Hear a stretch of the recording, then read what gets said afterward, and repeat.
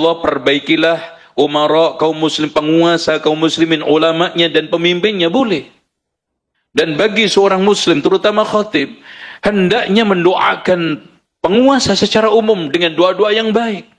Meskipun penguasa itu jahat, meskipun puasa itu zalim, meskipun penguasa itu tidak benar. Kenapa? Kalau didoakan buruk, lebih celaka lagi. Udah jahat, antum doain lagi celaka, nyungsep. Ini sudah nggak benar, antum doakan nggak benar lagi. Makanya Fudail bin Iyad mengatakan, andaikan aku memiliki doa mustajab, aku akan tujukan kepada para pemimpin, para penguasa, karena kesolehan dan kebaikan mereka manfaat untuk jutaan umat. Coba kalau presiden kita itu baik, soleh, untuk 270 juta manusia. Tapi kalau antum tujukan kepada keluarga antum, paling juga 5-6. Maslahat mana untuk jutaan umat, dunia dan akhirat, daripada puluhan ini orang.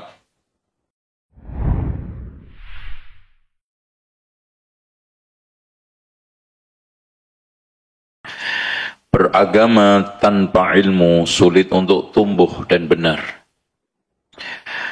Makanya kata Muhammad ibn Sirin, inna hadzal ilma dinun fandur amman ta'khuduna dinak. Sesungguhnya ilmu ini adalah agama, lihat, perhatikan dari mana kamu mengambilnya. Jadi kalau beragama tanpa ilmu, itu seperti menghafalkan nama-nama burung tapi nggak pernah tahu burungnya. Menghafal nama-nama ikan tapi tidak pernah memakannya. Jangankan makan, ngelihat aja nggak pernah. Nggak ada faedah. Makanya betul kata Ali bin Abi Thalib, sayati 'alan nasi zamanun lam yabqa minal islami illa ismuhu. Akan datang suatu zaman tidaklah tersisa dari Islam kecuali tinggal nama-namanya. Walam yabqa minal Qur'ani illa rasmuhu, dan tidaklah tersisa dari Al-Qur'an kecuali tinggal tulisan di mushaf, enggak pernah dibaca apalagi dikaji. Pak Joteng, ngantuk enggak? Saya kawinkan antum kalau ngantuk terus. Ya, diikutin. Jadi begitu. Dan ilmu itu apa sih sebetulnya? Kata para ulama, seperti kata Syekh Saleh Al-Utsaimin, Syekh Muhammad ibn Saleh Al-Utsaimin, al-ilmu ma qama alaihi dalil. Ilmu adalah segala sesuatu yang ditegakkan dengan dalil. Makanya kalau nggak ada dalilnya, tidak bisa dikatakan itu ilmu. Dan dalil itu ada dua, dalil akli, logika, dalil nakli, yaitu apa? Wahyu. Makanya orang itu kalau beragama tidak dasarnya itu wahyu, pasti nafsu. Makanya Rasulullah mengatakan ini, Allah menegasi Rasulullah, hakikat Rasulullah dan sifat Rasulullah, wa ma yantiqu 'anil hawa in huwa illa wahyun yuha. Rasulullah itu tidak berbicara atas dasar nafsu, akan tetapi wahyu yang diberikan Allah. Makanya kalau ada dalil tapi dhaif juga nggak diterima. Nah, ini kita masuk ke dalam tema, yaitu an Samurah bin Jundub atau Jundab radhiyallahu anna an-nabiyya sallallahu alaihi wasallam kana yastaghfiru lil mu'minina wal mu'minat kulla jum'atin. Di dalam lafaz lain, walil muslimina wal muslimat kulla jum'atin, rawahu al-Bazzar bi isnadin layyin. Dari Samurah bin Jundub atau Jundab bahwa Rasulullah SAW mendoakan, memintakan ampun, istighfar kepada mukminin dan mukminat. Dalam lafaz lain, muslimin dan muslimat setiap Jum'ah, maksudnya setiap khutbah Jum'ah. Berarti di sini bagi seorang khatib setelah khutbah yang kedua membacakan Allahumma ighfir lil muslimina wal muslimat wal mu'minina wal mu'minat al ahya'i minhum wal amwat. Namun hadirin sekalian, permasalahannya hadis ini dikatakan oleh Imam Al-Hafidh Ibnu Hajar bi isnadin layyin. Bahkan dikatakan oleh para ulama yang lainnya, hadis ini adalah dhaifun jidda. Karena di dalam perawinya ada seorang yang namanya Yusuf ibnu Khalid ibnu Yusuf ibnu Khalid. Yang dia adalah bisa dikatakan muttaham bil wad'i wal kadhib, tertuduh dengan meletakkan hadis palsu dan berdusta. Nah, pertanyaan mendasar, kenapa kalau sudah tahu hadis seperti ini dimasukkan oleh Al-Hafidh Ibnu Hajar dalam kitabnya? Apa enggak menyesatkan umat? Bahkan Imam Al-Albani menegaskan di antara sebab munculnya kebid'ahan di dalam agama adalah adanya, tumbuhnya, nongolnya hadis-hadis palsu di dalam, bahkan dhaif di dalam Islam. Di dalam kitab-kitab ulama.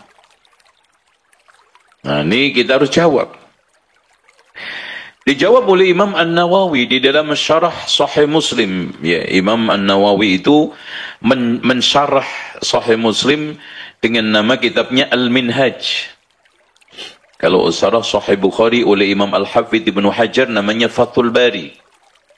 Ini Al-Minhaj, kata beliau, para ulama kadang-kadang memasukkan hadis dhaif, bahkan mungkin maudhu' di dalam kitabnya karena 4 sebab. Sebab yang pertama, dimasukkan di dalam kitabnya untuk memberitahu bahwa hadis itu dhaif. Supaya nanti kelak kemudian ada orang yang mengklaim hadis itu sahih, atau enggak tahu hadis ini statusnya, ada rujukannya. Tuh, ya. Makanya imam-imam ulama, contoh aja seperti Imam Ibnu Katsir di dalam tafsirnya banyak memuat hadis-hadis, ya, enggak sedikit, bahkan ada hadis palsu, riwayat-riwayat palsu. Tujuan Imam Ibnu Katsir bukan sengaja menyesatkan umat, menggelincirkan umat, tapi untuk memberitahu, memaklumkan kepada umat, ini hadis dhaif seputar masalah kaitannya fadilah Yasin. Makanya kalau kita baca hadis-hadis tentang keutamaan Yasin, itu diturunkan secara lengkap oleh Imam Al-Hafidh Ibnu Katsir di dalam tafsirnya, dan beliau jelaskan hadis ini dhaif karena sebab ini. Yasin qalbul Quran, Yasin adalah jantungnya Quran, dhaif karena sebabnya ini.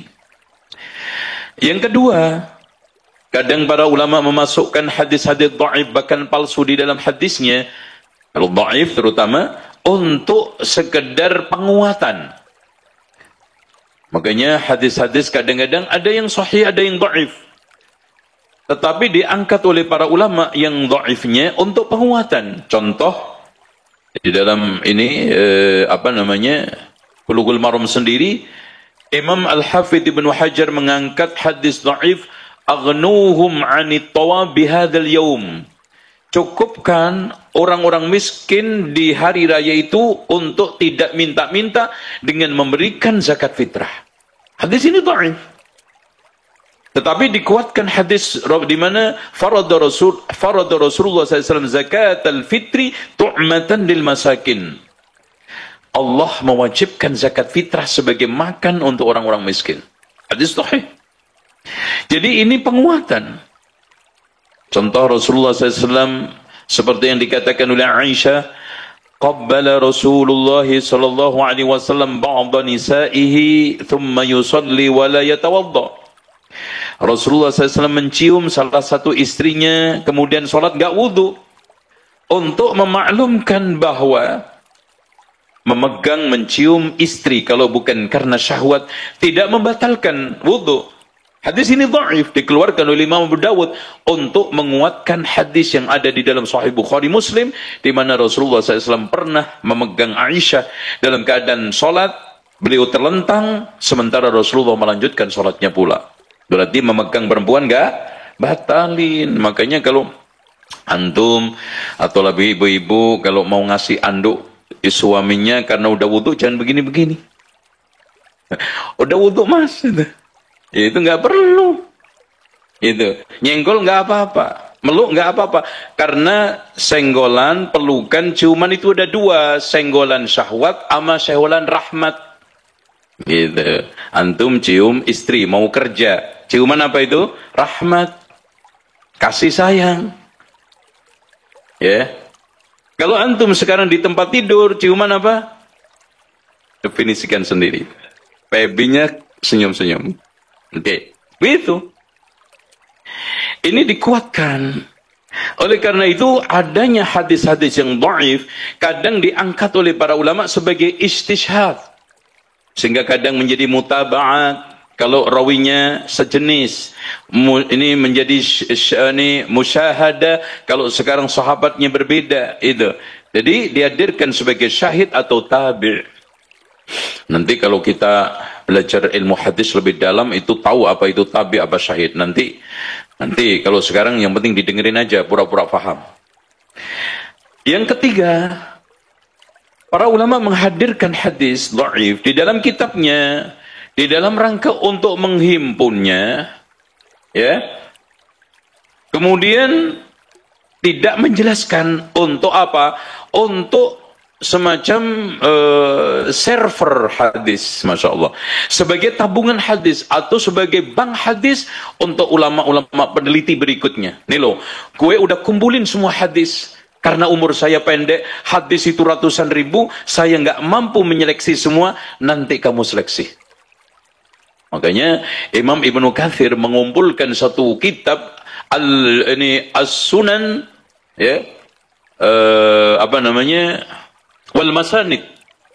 Semua dikumpulkan hadis dhaif, palsu, sahih, enggak dipisah. Bahkan Imam As-Suyuti mengimpun ada kitab Al-Jami'us Shaghir, ada Al-Jami'ul Kabir. Akhirnya Syekh Al-Albani mencoba untuk menjalankan impian, ekspektasi ulama-ulama sebelumnya. Mewujudkan ekspektasi ulama-ulama sebelumnya dengan apa? Membedah kitab tersebut menjadi Sahih Al-Jami' As-Shaghir. Dipilih yang sahih-sahih. Oh, kan gitu. Nah, yang ketiga, yang keempat, dihadirkan hadis-hadis dhaif di dalam kitab para ulama itu. Memang hadis itu hanya untuk menjelaskan at-tarhib wa targhib, motivasi. Tidak ada hukum halal haram dan tidak menegasi tentang masalah hukum-hukum perdata atau pidana.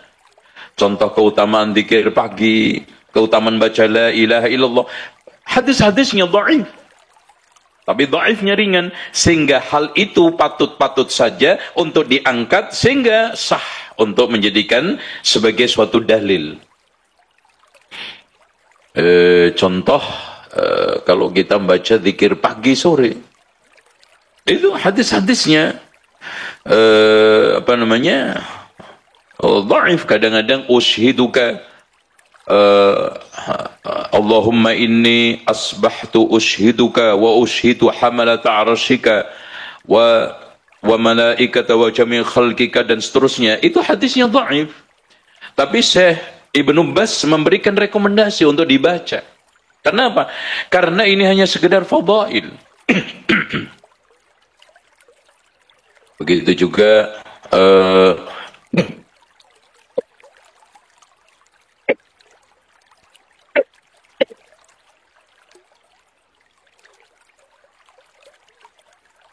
tehnya bermasalah. Bismillah. Cukup ya.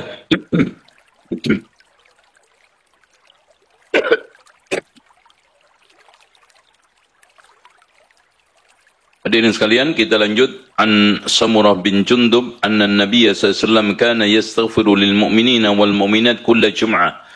Wa fi riwayatin lil muslimina wal muslimat, rawahu Bazzar. Keadaannya seperti itu tadi. Intinya sekarang kita sampai pada pembahasan.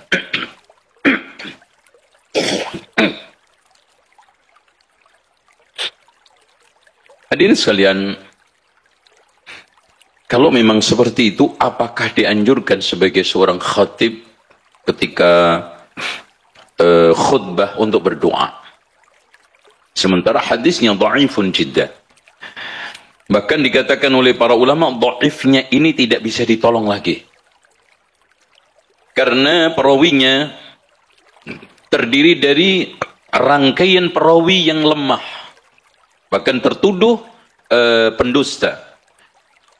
Itu dari Yusuf ibnu Khalid, Khalid ibnu Yusuf ibnu Khalid ibnu Yusuf ibnu Sulaiman, ya, ibnu Samurah ibnu Jundub. Jadi memang ini meriwayatkan dari anaknya Samurah bin Jundub, seorang sahabat. Tapi dari mulai Sulaiman ini bermasalah setelahnya. Begitu juga Ja'far ibnu Sa'id ibnu Samurah adalah perawi yang dicatat oleh para ulama lemah. Nah, dari sini hadirin sekalian masih nggak dianjurkan dengan dalil yang lainnya. Di mana ada hadis yang diriwayatkan dikeluarkan oleh Imam Muslim, pernah ada seorang yang namanya Umarah bin Ruwaibah, ini seorang sahabat, ya, melihat Bishr ibnu Marwan, seorang khalifah ketika itu gubernur Madinah, khutbah Jum'ah dengan mengangkat tangan. Ya. Beliau mengatakan sejelek-jeleknya tangan. Ma ra'aitu Rasulullah sallallahu alaihi wasallam illa asyara hakadha. Saya tidak melihat Rasulullah SAW ketika khutbah, ketika berdoa dalam khutbah kecuali hanya seperti ini. Wa asyara bis sababa, berisyarat dengan telunjuk jarinya. Dari hadis ini dikeluarkan oleh Imam Muslim dan yang lainnya memberikan isyarat secara umum doa itu boleh, yang salah cara ngangkat tangannya. Makanya dari sini kita simpulkan, dan hadis tadi andaikan kita pakai tadi tujuannya hanya untuk pendukung. Tetapi dalil utamanya ada di dalam Sahih Muslim, di mana aslinya seorang khatib itu boleh berdoa.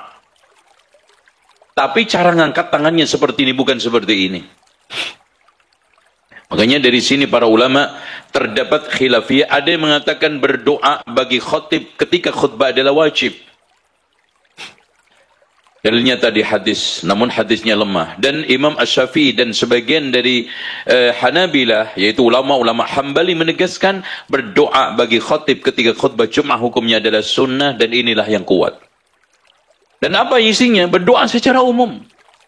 Di antaranya tadi, Allahumma ighfir lil mu'minina wal mu'minat wal muslimina wal muslimat, dengan disertai tidak meyakini hadis ini sahih, tapi ini adalah doa secara umum yang kita bolehkan.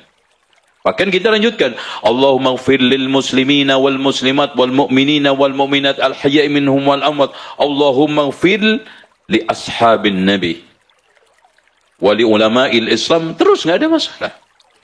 Bahkan kita doa yang lainnya untuk hajat kaum muslimin, Allahumma arhamil musliminal mustad'afina fi kulli makan, Allahumma ansuril mujahidina fi kulli makan, Allahumma aslih wulata umuril muslimin wa ulama'ahum wa umara'ahum.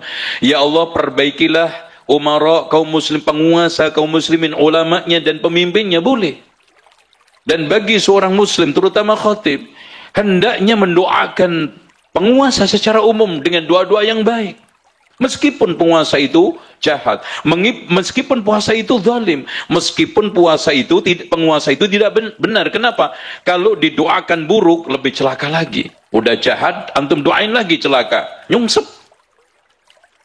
Ini sudah nggak benar, antum doakan nggak benar lagi.